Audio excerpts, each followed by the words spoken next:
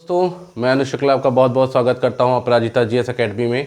कल का जो सब्जेक्ट मैंने पढ़ाया था वो वर्ल्ड ज्योग्राफी में पढ़ाया था। वर्ल्ड ज्योग्राफी में खगोलीय पिंडों के विस्तार के बारे में पढ़ाया था। आज का जो हम नया सब्जेक्ट, नया टॉपिक को लेके, सेगमेंट को लेके हम चल रहे हैं। आज का जो हम लेंगे, हम इसको आज आधुनिक भारत से स्टार्ट करेंगे।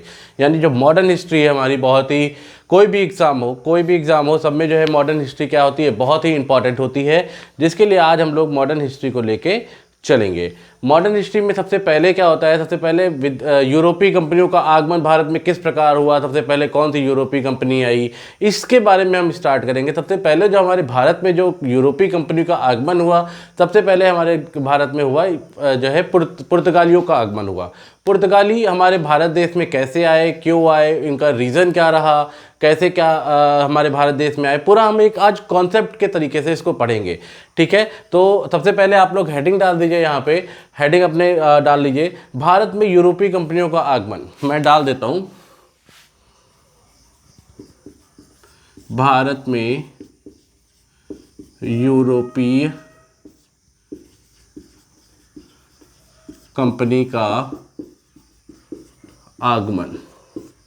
जो भारत में यूरोपीय कंपनी है, यूरोपीय कंपनियों का आगमन के बारे में डाल देंगे। अब एक चीज़ बताइए, जो हमारा भारत है, भारत और जो यूरोप था हमारा, इन दोनों के बीच में क्या था, इन दोनों के बीच में व्यापारिक संबंध या फिर प्राचीन काल से जो संबंध थे, व्यापारिक संबंध थे, बहुत ही अच्छे चले आ रहे थे।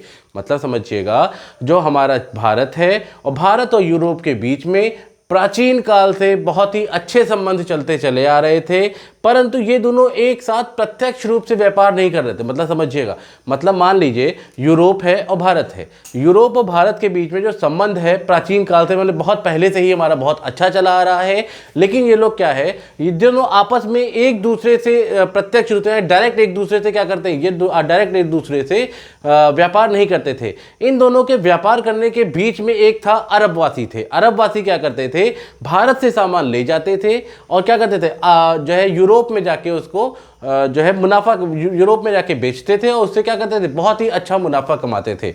याद रखिएगा, आप लोग पहले इसी को लिख लीजिए, पॉइंट वाइज लिखते चलिए, आप लोग पॉइंट वाइज लिखते चलिए।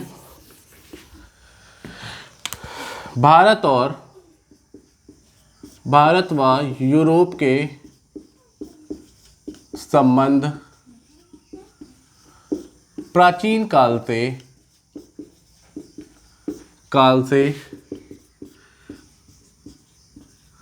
अच्छे थे, प्राचीन काल से अच्छे थे, परंतु ये दोनों एक दूसरे के साथ प्रत्यक्ष रूप से व्यापार नहीं करते थे। मतलब यही मैंने बताया आप लोगों को, जो भारत है, भारत और यूरोप के बीच में जो संबंध है बहुत ही अच्छे थे, कोई दिक्कत नहीं थी इन दोनों के संबंध के बीच में। लेकिन ये दोनों क्या थे, अपना जो व्यापार था, ये व्यापार जो है प्रत्यक्ष रूप के ना करके अरबवासी भारत से सामान ले जाते थे और यूरोप में जाके क्या करते थे, मुनाफा कमा के बेचते थे। यूरोप में व्यापार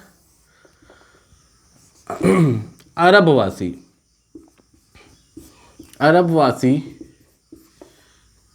के माध्यम से करते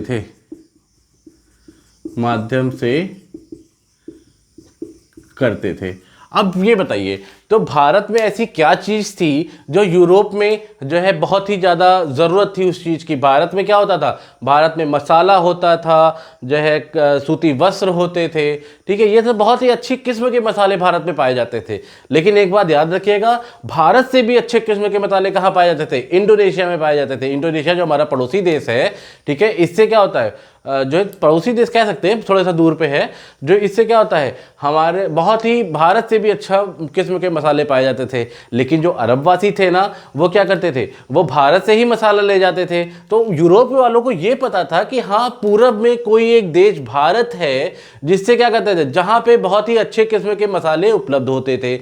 लेकिन क्या था, अब ये जो यूरोपवासी थे, यूरोपवासी मैं यहाँ पे लिख दे रहा हूँ, यूरोपवासी। अब यूरोपवासी क्या था? यूरोप कहाँ पे, किस किस कटिबंध में स्थित है, किस जोन में स्थित है? यूरोप जो है हमारा, ये जो है शीत कटिबंध में स्थित, मतलब वहाँ पे क्या है, यूरोप में बहुत अधिक ठंडी पड़ती है, जिसके लिए क्या होता है, जिसके लिए इसको बहुत ही जो है मसाले, मतलब मसालों का, मतलब मांस वो खाते थे। जब वो मांस खाएंगे, मांस में अगर बढ़िया बढ़िया प्रकार के मसाले नहीं पड़ेंगे तो उनको क्या होगा, मज़ा नहीं आएगा। इसीलिए उन लोगों का जब वहाँ पे जब शीतोष्ण कटिबंध के लोग होते हैं, उनको गर्मी, अपने अपने शरीर को गर्म रखने के लिए, अपने शरीर के तापमान, टेम्परेचर को गर्म रखने के लिए वो लोग बहुत ही मसालों का, बहुत ज़्यादा मसालों का सेवन करते थे, मांस का सेवन करते थे, और बहुत ही जो है गर्म कपड़ों का सेवन करते थे। ये सब चीज़ें वो क्या करते थे, इन सब चीज़ों का सेवन करते थे। लेकिन क्या था, जो अरबवासी थे, अरबवासी भारत से क्या करते थे, सामान लाते थे और बेचते कहाँ थे, बेचते थे यूरोप में। अब जब वो बेचते थे तो भाई मुनाफा तो कमाएंगे ही कमाएंगे, तो यूरोप वालों को वो सामान क्या होती थी, बहुत ही जो है महंगी चीज़ में, बहुत ही महंगी चीज़ में कोई उपलब्ध होती है।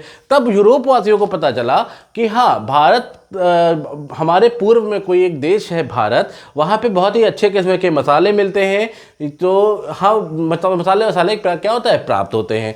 तो यूरोप वासियों ने क्या सोचा, यूरोप वासियों ने सोचा कि अब क्या है, अब हम भी कहाँ चलेंगे, हम भी भारत की क्या करेंगे, भारत की खोज करेंगे। यूरोप वासियों ने सोचा अब क्या करेंगे, हम भी भारत की खोज करेंगे। हम ऐसा कुछ नहीं है, अब क्या है, अरब वासियों से हम सामान नहीं खरीदेंगे, अरब वासियों से सामान खरीदना बहुत महंगा दे रहे हैं हमें, इसलिए क्या करेंगे, इतना तो पता है हमें कि वहाँ से जो है क्या है, भारत में क्या है, बहुत ही अच्छे प्रकार के क्या होते हैं, मसाले प्राप्त होते हैं। तो उन लोग, भाई मान लीजिए नॉर्मल सी बात है, हम हैं, हमारे और आपके बीच में क्या हो रहा है, एक जो है मोबाइल नेटवर्क है जो हमारे आपके बीच में क्या कर रहा है, संबंध स्थापित कर रहा है। लेकिन अगर यही नेटवर्क जो है बहुत ही ज़्यादा महंगा होने लगे, तो जैसे नॉर्मल ले लीजिए, जियो का नेटवर्क है, अगर ये महंगा हो जाएगा तो इससे सस्ता नेटवर्क एयरटेल होगा, वोडाफोन होगा, ये सब होगा, तो इनसे आप क्या करने लगे, इनसे आप अपना रिचार्ज करवा लेंगे, इनका सिम एक्टिवेट करा लेंगे अपने लिए। तो उसी प्रकार अरबवासी बहुत ही महंगा सामान बेचते थे यूरोप को, जिसके कारण यूरोप वालों ने क्या सोचा कि अब क्या करेंगे, हम जो भारत में, हमारे पूर्व में भारत एक देश है, उसको क्या करेंगे, उसको हम लोग क्या करेंगे, उसकी हम लोग खोज करेंगे। अब भारत आने के लिए केवल दो मार्ग थे, भारत आने के लिए केवल दो मार्ग थे, एक था स्थलीय मार्ग, दूसरा था जलीय मार्ग। जहाँ से आप लोग देख लीजिएगा, इतना आप लोग ने देख लिया।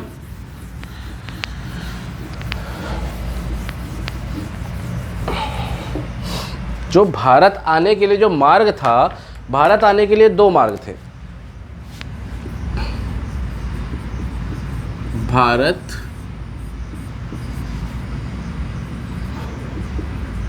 आने के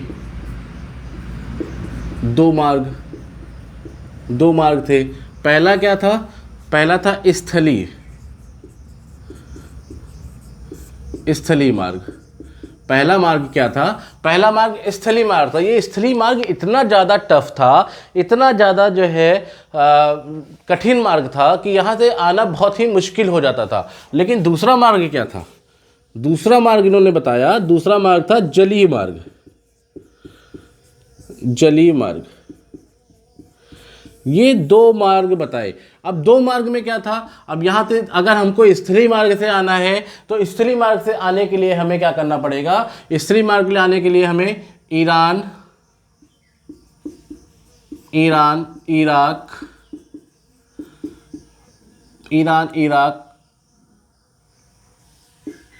फारस, अफगानिस्तान, AFG में लिख दे रहा हूँ, AFG दिख रहा है यहाँ पे आप लोगों को, हाँ दिख रहा होगा, ठीक है। अफगानिस्तान लिख दे रहा हूँ, और पाकिस्तान, PAK, पाक लिख दे रहा हूँ। और पाक में जो 4 दर्रे पड़ते थे, याद रखिएगा, ये स्थलीय मार्ग से आने के लिए हमें ईरान को पार करना होता था, इराक को पार करना होता था, जो फारस था उसको पार करना होता था, फारस के बाद अफगानिस्तान को पार करना होता था, अफगानिस्तान को पार करने के बाद हमें हमें पाकिस्तान को भी पार करने के बाद जो 4 दर्रे पड़ते थे, खैबर दर्रा, गोमल दर्रा, गोलन दर्रा, खैबर, गोमल, गोलन और कुर्रन दर्रा, ये 4 दर्रे पड़ते थे। याद रखिएगा, याद रखिए जो खैबर दर्रा है, इसी से पार करके कौन आया था, इसी से पार करके इसी को पार करके एक सिकंदर कहाँ आया था, भारत आया था। खैबर गोमल, गोलन और खुर्रम दर्रा। इन 4 दर्रों को पार करके कहाँ लोग आ सकते थे? लोग भारत आ सकते थे। स्थलीय मार्ग से लोग भारत आ सकते थे। स्थलीय मार्ग को पार करने के लिए कहाँ पार करना पड़ता था? हमें ईरान पार करना होता था, इराक पार करना होता था, फारस पार करना होता था, अफगानिस्तान पार करना होता था, या जो है पाकिस्तान पार करना होता था। उसके बाद 4 दर्रे थे, खैबर, गोमल, गोलन और खुर्रम दर्रा। इन सब दर्रों को पार करने के बाद जो है हमें क्या होता था? हमें जो है भारत में एंट्री मिलती थी। लेकिन वही अगर बात कर लेते हैं जो है इस जली मार्ग की, तो जली मार्ग के 2 सागर थे। जली मार्ग के रास्ते 2 थे। अब जली मार्ग की बात कर लें, 2 रास्ते थे। एक था फारस की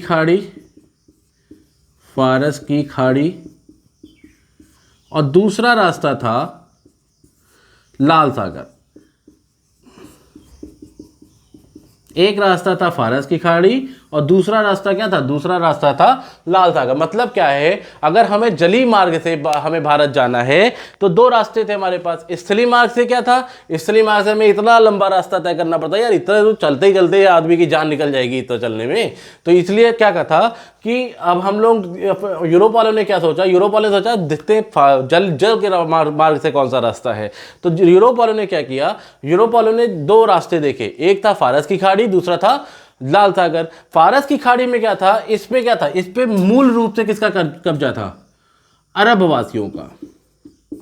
अरब वालों का क्या था? अरब वालों का इस पे कब्जा था। भाई जो सामान, मतलब मान लीजिए क्या है, हम आपको जो डिलीवरी बॉय है आपको अगर सामान दे रहा है, उस डिलीवरी बॉय से सामान ना लेके आप सीधे अपने आप जाओगे वहां लेने, तो डिलीवरी बॉय की नौकरी जाएगी कि नहीं जाएगी?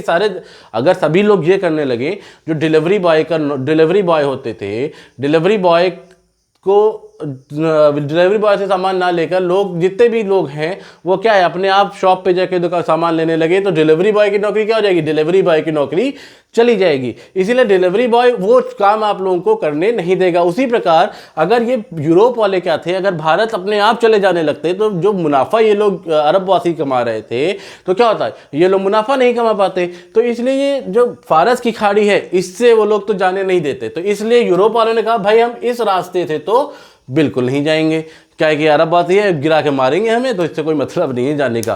ठीक है। उसके बाद दूसरा बचा लाल सागर। लाल सागर क्या था? लाल सागर इतना ही कठिन मार्ग था, इतना कठिन मार्ग था, इसके कुछ लाल सागर में कुछ दूर आगे चलने के बाद क्या होता था, कुछ दूर आगे चलने के बाद कि तो इसमें इतना धुंधला हो जाता था, इतना कोहरा पड़ता था, इतना धुंध हो जाता था कि आगे कुछ दिखाई नहीं देता था। तो यहाँ से जाना तो नामुमकिन था, लाल सागर से जाना तो नामुमकिन था। ठीक है। इसीलिए लाल सागर का भी रास्ता छोड़ दिया इन लोगों ने। अब क्या किया इन लोगों ने? अब देखिए, अब इन लोगों ने क्या सोचा, यहाँ पर कुछ दिखाई, मतलब लाल सागर पर कुछ दिखाई भी नहीं दे रहा है, इसलिए क्या सोचा इन लोगों ने, अब भाई क्या करेंगे, अब हम यूरोप वालों ने भारत जाने के लिए अपना एक नया मार्ग खोजने की सोच लिया। अब इन्होंने क्या सोचा कि भाई अब हम इन दोनों रास्तों से तो आगे जाएंगे नहीं, और जब ये दोनों रास्ते हम आगे जाएंगे नहीं, और तो हमें भारत जाना जरूर है। अब हमें भारत भी जाना है, लेकिन हम इन दोनों रास्तों से नहीं जाएंगे, तो तीसरा रास्ता क्या निकल रहा है? तीसरा कि हम खुद अपना रास्ता एक चूज कर लें, हम अपना एक खुद रास्ता चूज कर लें। तब क्या होता है, ये तीसरा रास्ता होता है। तो अरब वासियों ने क्या कहा? अरब वासियों ने कहा कि भाई अब हम क्या करेंगे, हम अपना रास्ता खुद बनाएंगे। अब यहां से देख लीजिए, अरब वासियों ने,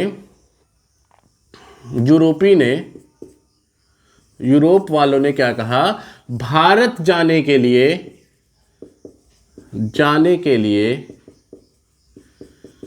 नया रास्ता बनाएंगे, नया रास्ता खोजेंगे, नया रास्ता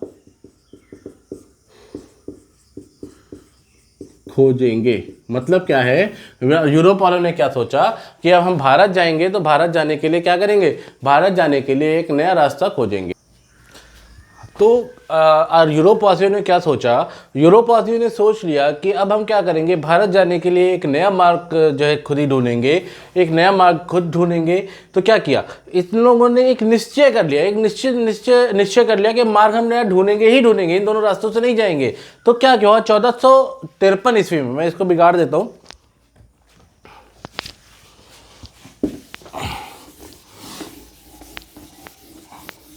1453 ईस्वी में क्या था, 1453 कुस्तुतुनिया था, कुस्तुतुनिया था। कुस्तुतुनिया पर उस्मानिया सल्तनत ने क्या कर लिया, अधिकार कर लिया। 1453 में उस्मानिया सल्तनत जो थी,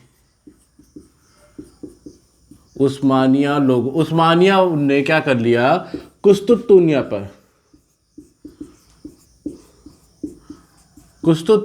क्या कर लिया, कुस्तुतुनिया पर अधिकार कर लिया। इन लोगों ने क्या किया, कुस्तुतुनिया पर अधिकार कर लिया। जब इन लोगों ने कुस्तुतुनिया पर अधिकार कर लिया, उसके बाद क्या हो गया, जितने भी जली रास्ते थे वो सब क्या हो गए, पूरी तरह से बंद हो गए। मतलब जितने भी जली रास्ते थे, जल के जितने भी रास्ते थे, वो जल से जाने के जितने भी रास्ते थे वो पूरी तरह से क्या हो गए, पूरी तरह से बंद हो गए थे। और ये लोग धीरे धीरे क्या हुआ था, पश्चिम एशिया व पश्चिमी यूरोप पर भी क्या करने लगे थे, कब्जा लगाने लगे थे। ये जो थे ये क्या करने लगे थे, धीरे धीरे पश्चिमी एशिया व यूरोप, पश्चिमी एशिया व पश्चिमी एशिया और पश्चिमी यूरोप पर भी क्या कर रहे थे, कब्जा करने लग रहे थे। मतलब क्या था ये, तो भाई क्या यही तो हो गया ना कि उल्टा चोर कोतवाल को डांटे, कि मतलब ये क्या था कि ये जो जली रास्ते पे तो कब्जा कर ही लिए थे, और साथ में क्या है, यूरोप और पश्चिमी एशिया पर भी कब्जा करने की शुरुआत कर दिए थे। अब याद रखिएगा, यहाँ से एक आप बहुत ही इंटरेस्टिंग मोड़ आता है स्टोरी में, या स्टोरी कह सकते हैं या कहानी में, ये बहुत ही इंटरेस्टिंग मोड़ आता है। यहाँ से मोड़ क्या आता है यहाँ से मोड़ क्या आता है, यहाँ से मोड़ आता है जो यूरोप था, यूरोप में क्या था, यूरोप में दो शक्तियां बहुत ही तेजी से उभर रही थी, बहुत ही तेजी से दोनों शक्तियां उभर रही थी। जब ये टाइम चल रहा था, जली मार्ग खोजने की बात चल रही थी, तो यूरोप में दो लोग थे, मतलब दो देश ऐसे थे जो आपस में क्या कर रहे थे, आपस में बहुत ही ज्यादा प्रतिद्वंदी थे। मतलब अगर ये काम मैं करूंगा तो वो कहता नहीं तुम क्या कर पाओगे यार, मैं करूंगा ये काम। तो ये दोनों प्रतिद्वंदी का मतलब समझ रहे हो ना, कि एक क्लास में दो बच्चे बैठे हों, दोनों क्या कहते हैं, मैं इससे ज्यादा नंबर लाऊंगा, और दूसरा बच्चा कहता है नहीं तुम कम मुझसे ज्यादा लाओगे यार, मैं खुद ही तुमसे ज्यादा नंबर लाऊंगा। सेम वही कंडीशन चल रही थी यूरोप में। एक था स्पेन, दूसरा था पुर्तगाल।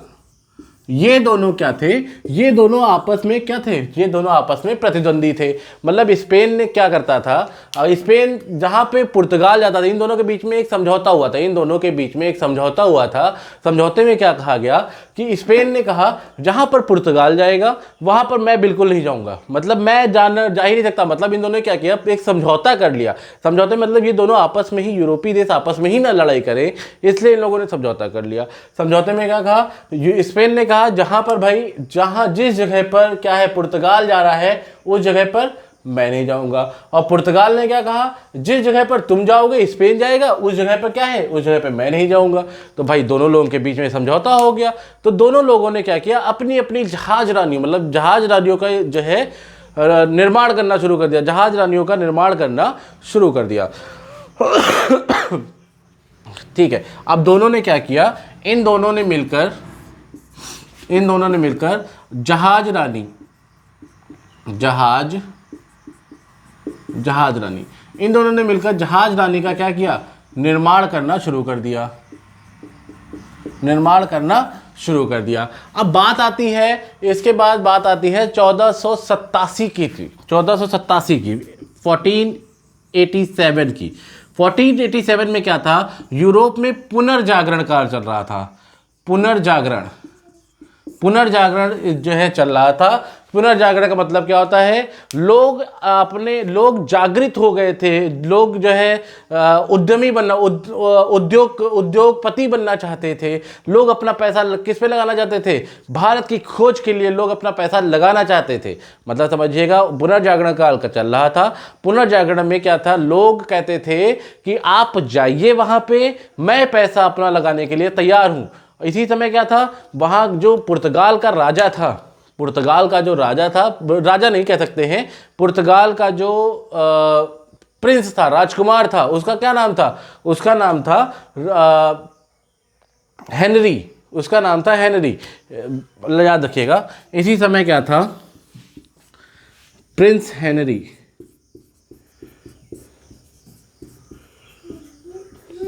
प्रिंस हेनरी ने क्या किया?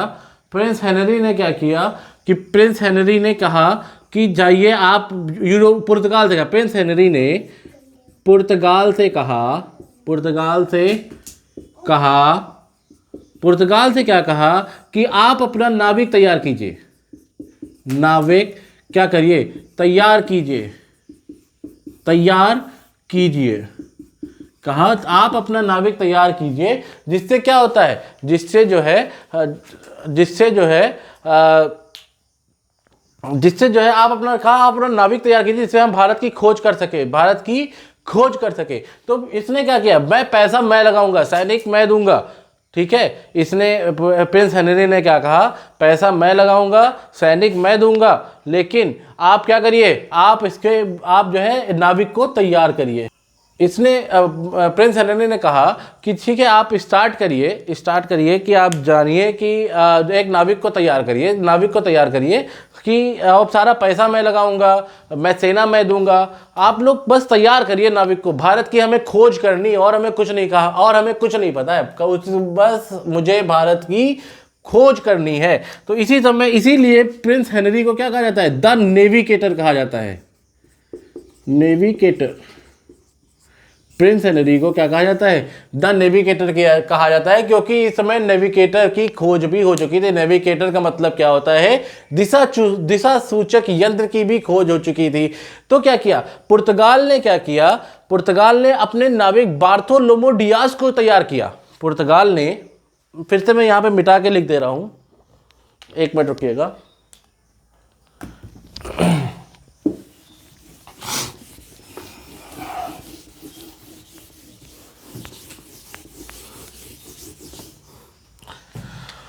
क्या किया पुर्तगाल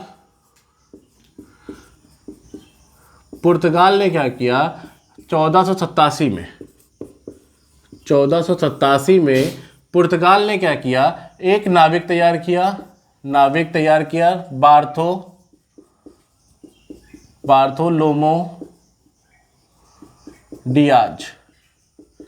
बार्थोलोमो डियाज एक नाविक को तैयार किया। नाविक को तैयार करने के बाद क्या किया? कहा कि आप जाइए भारत की खोज करिए। इसने क्या कहा कि इसने बार्थोलोमो डियाज को तैयार किया और कहा जाओ भारत की खोज करो, भारत की खोज करो।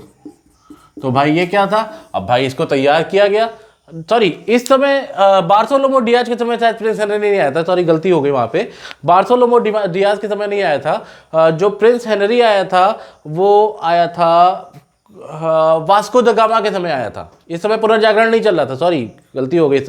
इस समय जो पुनर्जागरण काल नहीं चल रहा था, इस समय जो चल रहा था, इस समय जो है खोज के बारे में चल रहा था। तो इस समय बार्थोलोमो जब डियाज आया था तो कोई भी प्रिंस हेनरी ने कोई भी सहायता नहीं दी थी, उस समय पुनर्जागरण काल भी नहीं चल रहा था। लेकिन जब वास्को द गामा आएगा तब पुनर्जागरण चल रहा होगा, और प्रिंस हेनरी ने पूरी तरह क्या किया था? पूरी तरह सहायता की थी, ठीक।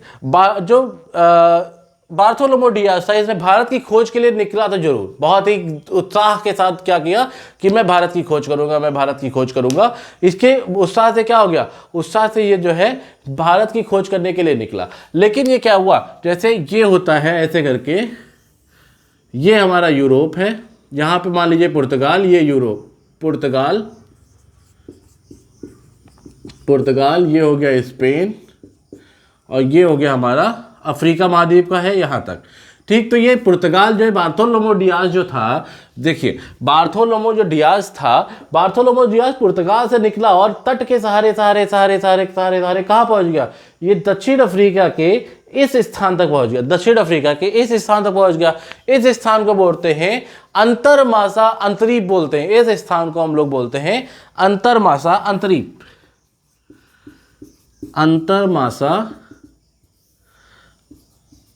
अंतरीप। इस स्थान को हम लोग बोलते हैं अंतरमासा अंतरीप बोलते हैं, या इसी स्थान को हम लोग बोलते हैं तूफानी अंतरीप भी बोलते हैं, तूफानी अंतरीप, तूफानी अंतरीप, तूफानी अंतरीप भी बोलते हैं। मतलब समझिएगा कि ये क्या हुआ, बार्थोलोमेव डियाज 1487 में क्या हुआ, निकला तो जरूर भारत की खोज करने के लिए, लेकिन ये अफ्रीका के क्या हुआ, अफ्रीका के अंतरमासा अंतरीप तक पहुंचकर वहां पर रुक गया। और रुकने के बाद उसको आगे कुछ दिखाई नहीं दे रहा था, तो इसने क्या किया, रुकने के बाद उसने कहा भाई अब मैं आगे नहीं जा सकता, अब मुझे आगे जाना बिल्कुल बिल्कुल बिल्कुल भी मैं आगे नहीं जा सकता। तो ये वापस कहाँ चला गया, वापस चला गया, वापस पुर्तगाल चला गया। अब स्पेन ने सोचा यार ये पुर्तगाल इतने वो कर रहा है, पुर्तगाल ने अपना नाविक भेज भी दिया, अंतरमासा अंतरिक्ष को खोज भी लिया, अब हम लोग यहाँ बैठे बैठे हैं। तो पुर्तगाल ने क्या किया, 1494 में 1494 में क्या किया, इसने कोलंबस को भेजा। कोलंबस नाविक तैयार, कोलंबस को क्या किया, कोलंबस को क्या किया इसने, कोलंबस को तैयार कर लिया। जब कोलंबस को इसने तैयार कर लिया 1400 में, तो इसने क्या कहा, स्पेन ने कहा जाओ तुम भी ढूंढो जाके अपना भारत को ढूंढो जाके। तो कोलंबस क्या था, देखिए ये स्पेन है, ये बार्थोलोमेव डियाज क्या था, बार्थोलोमेव डियाज तट के सारे नीचे नीचे आया था, लेकिन ये कोलंबस था, इसने क्या किया, सीधे यहाँ से इसे पहुंचा, यहाँ से यहाँ तक पहुंच गया। यानी इसने क्या कर लिया, अमेरिका की खोज कर ली। अमेरिका की क्या कर ली इसने, अमेरिका की खोज कर ली। जब अमेरिका की इसने खोज कर ली तब क्या हो गया, तब ये क्या, वहां पहुंच के जैसे अमेरिका पहुंचा, उसने कहा अरे मैंने तो भारत को खोज लिया, मैंने तो भारत को खोज लिया। जब वहां पे पहुंचा तो उसने देखा कि उसने सुन तो रखा था भारत के लोग काले होते हैं, सांवले होते हैं, लेकिन जब वहां अमेरिका पहुंचा तो देखा यहाँ के यार लोग तो गोरे गोरे से हैं। तो उसको थोड़ा सा आश्चर्य हुआ। वो पहुंचा ही कहा मसाला कहाँ है, मसाला कहाँ है, जल्दी लाओ मुझे मसाला लाओ, मसाला लाओ। बहुत ही ज़्यादा जो है वो परेशान होने लगा, कहा मसाला दो। भाई उन लोगों को मसाला पता हो तब ना वो मसाला दे, उनको वहाँ पे मसाला ही नहीं होता था। तो इसने क्या किया, वहाँ पे बहुत ज़्यादा अत्याचार किया, कोलंबस ने वहाँ बहुत ज़्यादा अत्याचार किया। कहा कि भाई मुझे मसाला नहीं दोगे तो बहुत मारूंगा मैं तुम लोगों को। तो बहुत अत्याचार किया वहाँ पे। और कोलंबस ने अमेरिका के लोगों को कहा रेड इंडियन। अब पूछ लेता है रेड इंडियन कहाँ के निवासी हैं, तो याद रखेगा अमेरिका के निवासियों को हम लोग क्या कहते हैं, हम लोग रेड इंडियन कहते हैं। ठीक है, याद रखेगा। कहाँ गया, कोलंबस ने क्या किया, अमेरिका खोजा, अमेरिका की तरह खोज किया और यहाँ के लोगों का कहा, यहाँ के लोगों को रेड इंडियन, यहाँ के लोगों को कहा रेड इंडियन कहा। ठीक है, ये तो बात रही अमेरिका की। अमेरिका के बाद क्या होता है, अमेरिका के बाद क्या होता है, अमेरिका के बाद होता है कि ये लोग क्या होता है, पुर्तगाल ने फिर से एक जो है अपना नाविक तैयार किया। पुर्तगाल ने क्या किया, फिर से एक अपना नाविक तैयार किया 1498 ईस्वी में। पुर्तगाल ने फिर से अपना एक नाविक तैयार किया 1498 ईस्वी में, 1487, 1494, 1498।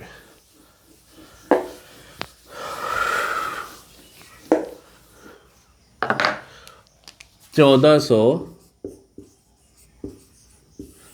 सौ 98 में पुर्तगाल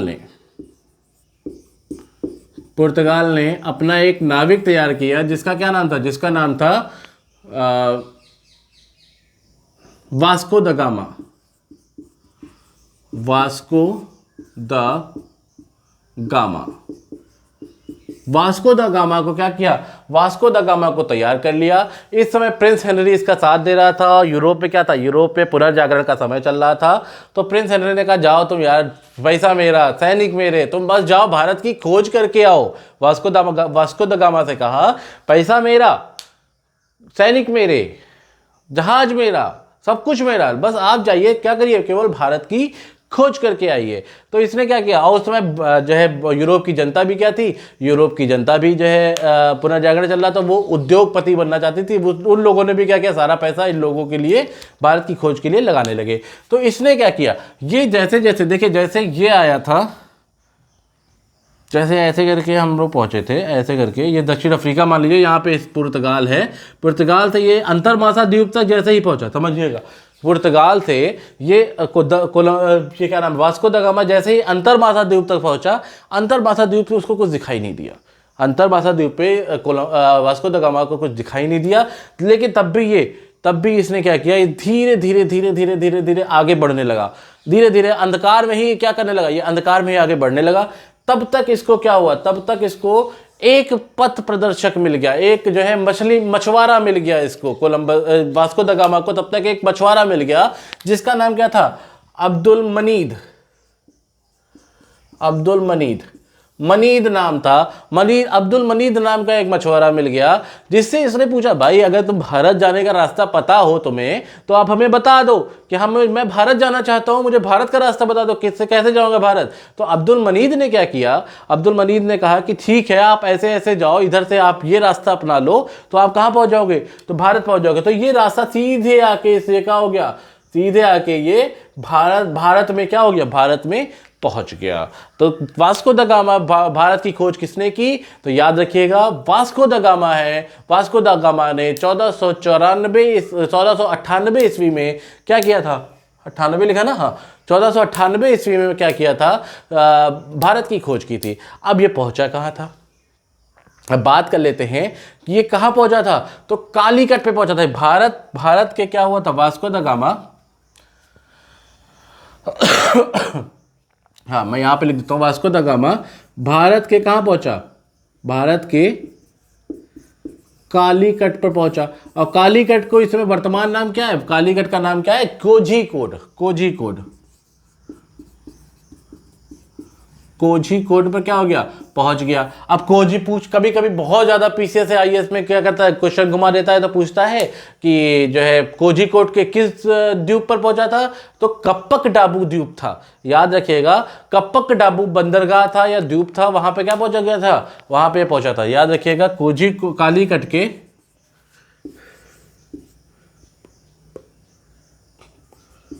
कप्पक डाबू क्या था, कप्पक डाबू नामक जो है बंदरगाह पर पहुंचकर ये कहाँ पहुंच गया। और पहुंचने के बाद वहां का जो राजा था जमोरिन था। ये कोई जमोरिन उस राजा का नाम नहीं था, जमोरिन क्या था, केवल उस राजा की उपाधि थी। तो वहां का जो राजा जमोरिन था, इसने जो है वास्को द गामा का बहुत स्वागत किया कि हाँ भाई आइए, आप हमारे यहाँ आइए। तो इसने भी, वास्को द गामा ने भी क्या किया, उससे जमोरिन से बहुत ही अच्छे संबंध स्थापित किए। संबंध स्थापित करने के बाद क्या हुआ, अब संबंध इसने तो स्थापित कर लिए।